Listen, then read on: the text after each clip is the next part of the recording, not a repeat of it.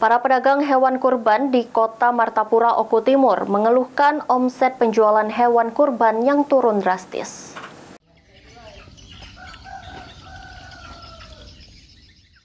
Para pedagang hewan kurban di Kota Martapura, Oku Timur mengeluhkan omset penjualan hewan kurban yang turun drastis. Agus Nugroho, salah satu pedagang hewan kurban di Kota Martapura, mengatakan omset penjualan hewan kurban tahun ini turun drastis hingga di atas 50%. Biasanya 2 minggu jelang Idul Adha, Agus mengaku dapat menjual 20 hingga 35 ekor sapi. Namun kali ini hingga saat ini baru 10 ekor sapi yang telah terjual. Begitupun kambing, hingga 2 minggu jelang Hari Raya Idul Adha baru 4 ekor kambing dagangannya yang terjual. Belum diketahui secara pasti penyebab menurunnya daya beli masyarakat akan hewan kurban.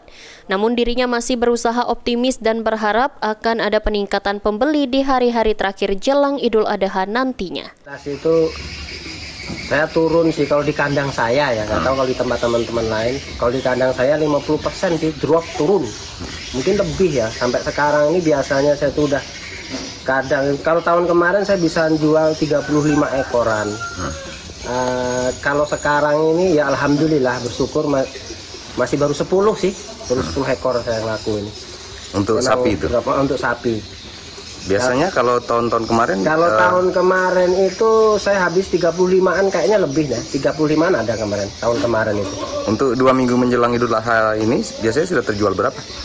Nah, kalau 2 minggu ini sebenarnya ini kalau minimal 20 ekor sudah laku. Biasanya kalau psikologi seorang mencari sapi kurban, kalau untuk di kandang saya ini perilakunya biasanya 3 atau 4 minggu sebelum Idul Kurban. Ini sampai dengan hari ini yaitu masih sekitar 10 ekoran baru laku.